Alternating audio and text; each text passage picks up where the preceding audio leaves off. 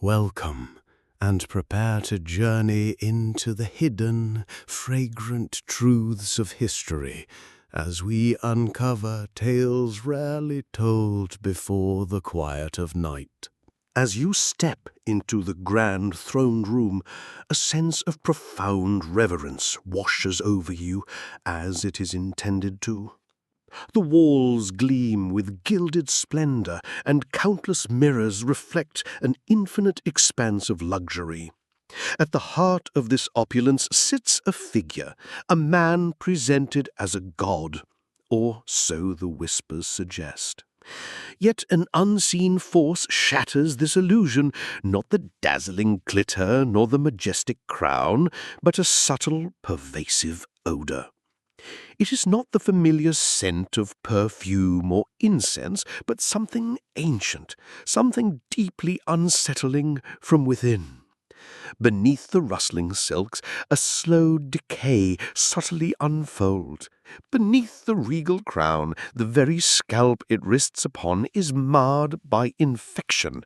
This man, the embodiment of power, is slowly succumbing, a truth meticulously concealed from all eyes. This is not a mere metaphor, but the raw, tangible reality of monarchy, a truth that oozes beneath the veneer of grandeur.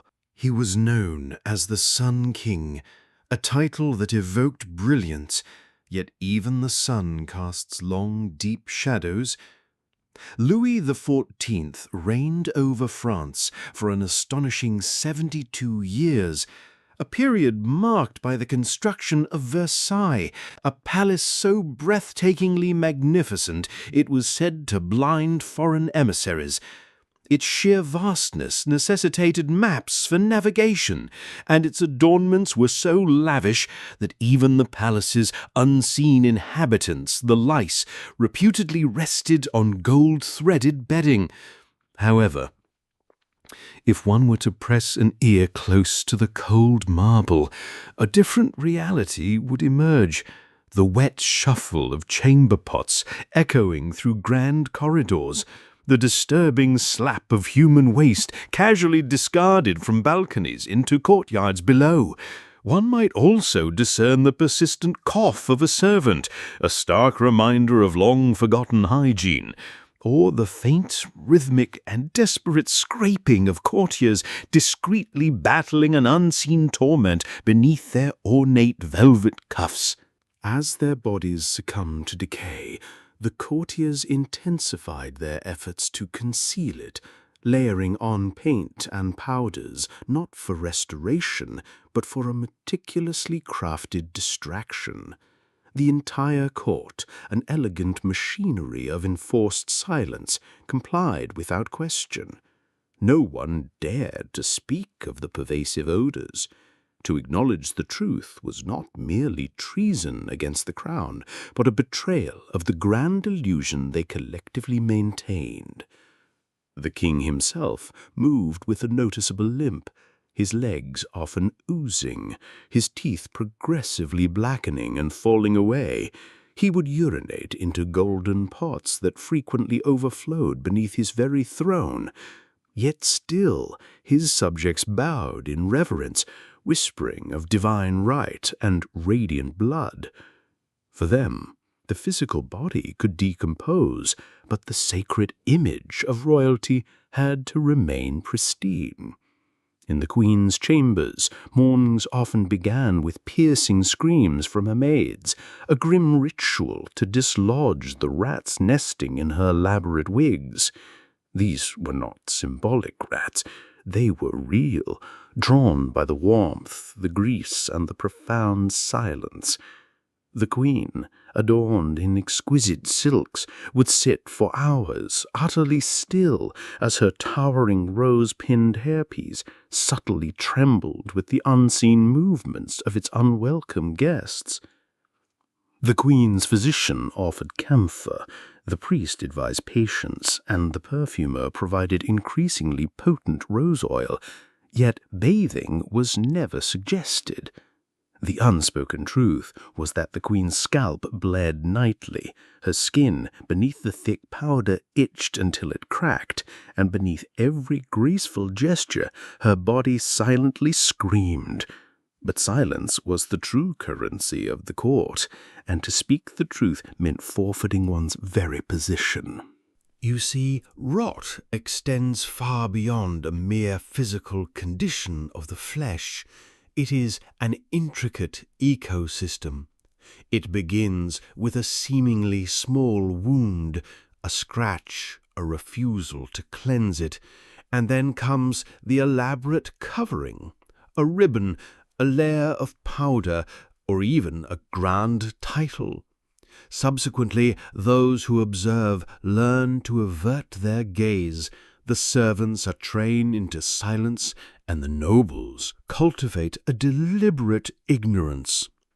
Gradually, this pervasive rot ceases to be confined to the individual and begins to infect the very essence of the throne itself.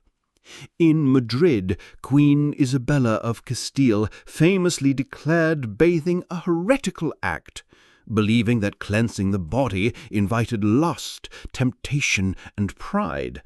To her, dirt signified humility, body odor was a mark of devotion, and even sores were seen as signs of sanctification. The infamous Inquisition, known for its pursuit of heretics, extended its reach to hunt down the very concept of soap. Mothers would weep as they furtively hid their children's bath-water. Husbands faced denunciation from their wives for the sin of clean fingernails, and peasants were forcibly removed from homes simply because their linens appeared too white. They proclaimed that the devil himself washed frequently, and paradise, they believed, would carry the scent of unwavering faith, not the delicate aroma of lavender. Consider a painting in the Louvre, a familiar image of a noble woman, radiant in gold, her face serene and untouched. Yet this masterpiece deliberately omits the hidden truths, the weeping ulcers concealed beneath her sleeves, the breath so foul that birds would flee her balcony, and the thick caked powder on her skin that cracked like old plaster. What the artist chose to exclude was the pervasive rot, not out of dishonesty, but because even he, over time, had become blind to its presence. And here lies the profound horror. They truly failed to notice. When the king's memory began to falter, they attributed it to the weighty burdens of his rule. When the queen's teeth decayed and fell, they paradoxically praised the grace of her smile. When the prince collapsed within his chambers, it was dismissed as mere exhaustion. But they were, in fact, slowly dying, from the toxic creams they applied, from the suffocating silence they maintained, and from the rituals they blindly followed. The Nician ceruse, a mixture of lead and vinegar, was considered sacred, believed to render the skin pale, holy, and untouchable. Yet this deadly concoction seeped into their blood and brains, gradually dissolving memory, sanity, and ultimately the very self. Each morning brought a new layer of poison, and each evening a descent into deeper madness. Still they bowed, still they smiled, and still they lit more candles, desperately trying to mask the omnipresent scent. The most powerful women on earth, queens and duchesses, often scratched their scalps raw, not from shame, but from sheer agony. Their elaborate hairpieces teemed with lice, and their majestic wigs crawled with fleas, concealing baldness beneath powdered helmets that reeked of stale meat. Despite these hidden torments, these very women wielded immense power, deciding the fates of nations and orchestrating wars. They arranged crucial treaties, even as insects fed on their blood, sang hymns while their flesh festered beneath rich brocade, and bore heirs, even as their own teeth crumbled to dust. There is no greater prison than the silent suffering endured for the sake of perceived beauty, no deeper madness than the preservation of power through constant pain. Let us pause here, not for respite, but for a moment of profound reverence, for these individuals were not merely victims of their own filth. They were, more profoundly, victims of overwhelming societal expectation. They were not diminished by weakness, but constrained by the very crowns they wore. Their grotesque reality was not inherent to their nature, but a cruel twisting by design, a direct consequence of a system that worshipped an impossible perfection and ruthlessly punished any deviation from its carefully constructed myth. Consider the story of a particular king, not one remembered for grand conquests, but for a chilling detail recorded in his court documents. He could no longer sit for audiences without pustules breaking under his robes. This grim reality was not considered scandalous, rather it was simply expected. The royal body, often bloated and afflicted by illness, was not viewed as a private entity, but as a public instrument, its very existence belonging not to the individual, but to the royal lineage, the family crest, and the enduring myth of divine power. Even as his flesh visibly liquefied beneath luxurious velvet, and his attendants occasionally succumbed, collapsing from the overwhelming odor, he continued to rule. He dictated letters with fingers visibly marred by infection, sired children from a bed that reeked of sour wine and pus, and bestowed blessings upon his people with a hand that trembled from fever. And remarkably, his subjects wept with gratitude, for in their eyes rot, when impeccably dressed, became nothing less than divine. Elsewhere, in the frigid winter courts of Vienna, a duchess observed a daily ritual of bathing in milk, a practice she pursued with almost religious fervor, not for beauty, but as a desperate measure against her skin, which constantly blistered from disease, from the toxic powders she applied, and from a deep-seated shame. After her bath, she would donate the used milk to the impoverished, a gesture intended as a gift, yet one that tragically became a curse. Sick and hungry children drank this tainted milk, and slowly they succumbed, afflicted by boils, fevers, and profound lethargy. No one ever connected their demise to the milk. Why would they? Charity, much like royalty itself, was considered beyond reproach. And so the milk continued to flow, and the rot, both literal and metaphorical, continued its insidious spread. The truly profound horror lies in this. Despite all evidence, they genuinely believed themselves to be clean. Their conviction stemmed from their outward appearance, from the ambergris perfumed gloves they wore, and from their gowns that rustled with a sound akin to hymns. Yet beneath this facade of perfection, a different reality existed. Skin that hadn't known water for months, gums that bled from the sweetness of too many crushed rose petals, and hearts that quickened only when the air grew thick with their own stagnant breath. The courtiers, in a macabre adaptation, developed intricate olfactory maps of the palace. They instinctively knew which corridors to avoid after midday, and when to hold their breath, not out of awe for royalty, but out of sheer mercy for themselves. Handkerchiefs, once symbols of flirtation, transformed into vital weapons of survival, soaked in lavender and pressed firmly against the nose. They mastered the art of smiling while secretly begging, of bowing deeply while their bodies burned with discomfort, and of standing perfectly in formation around a monarch whose bowels might empty mid-ceremony.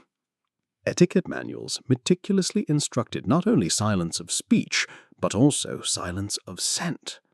No one dared to speak of the unsightly stain, only of the exquisite embroidery. Rot was not merely hidden, it was ritualized. The king's surgeon diligently recorded every abscess, the queen's maid meticulously painted over every sore, and priests solemnly anointed boils with holy oil. No one dared to name it decay. Instead, it was euphemistically referred to as divine suffering. For once rot is named, it demands treatment, and treatment in turn demands truth. And truth, Wei knew, would inevitably collapse the entire throne. A foreign ambassador, in a chilling letter, once wrote, "They moved like angels and smell like tombs." This was not poetic flourish, but a stark articulation of the truth, a truth so dangerous that he was recalled within a mere fortnight. Then came Versailles, the famed jewel of France, which was in reality a gilded trap.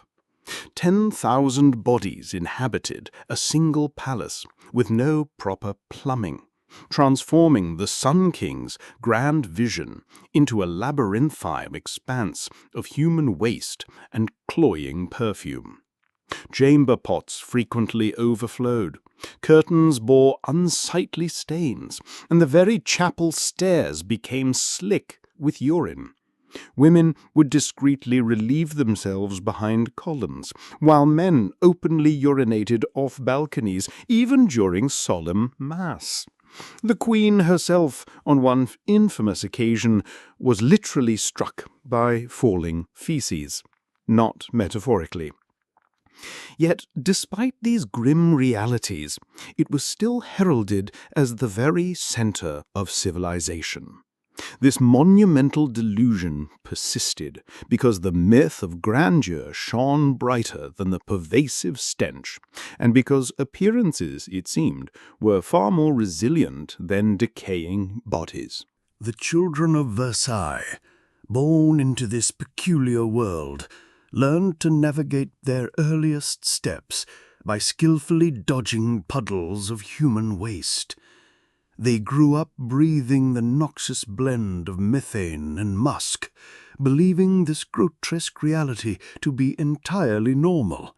For when one is born within a gilded cage of rot, it is all too easy to mistake it for heaven, until the walls inevitably crack, until the wind shifts, and until the angry mob finally arrives. This is because rot, in its profound decay, always invites the flies, and those very flies inevitably bring revolution. The French Revolution, often attributed to oppressive taxes, truly began with a scent. It ignited with the chilling realization that the supposed gods of monarchy were far from clean, that their divine right reeked not of sanctity, but of human waste and cloying powder. Behind every gleaming crown there lay a festering skull, and the throne itself, from its very foundations, was constructed of rot. Now, in our modern era, we look back touring grand palaces, marveling at intricate lace, infinite mirrors, and dazzling chandeliers.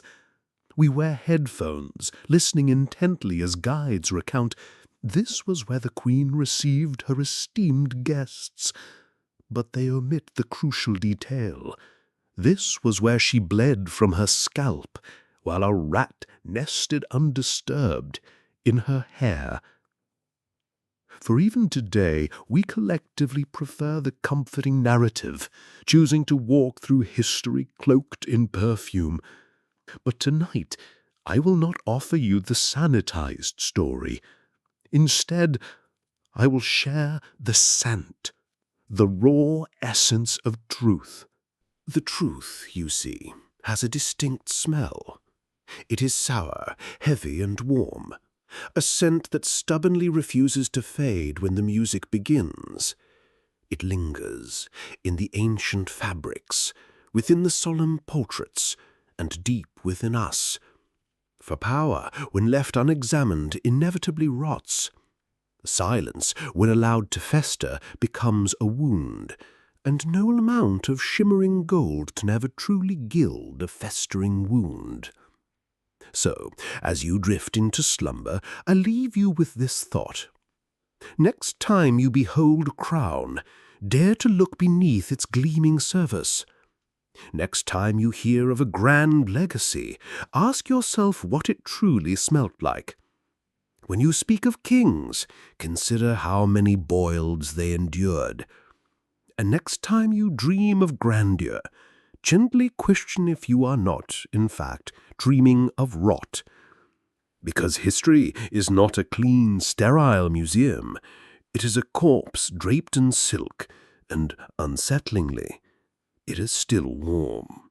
Now, as the echoes of these stories fade, may you find peaceful rest and reawaken refreshed.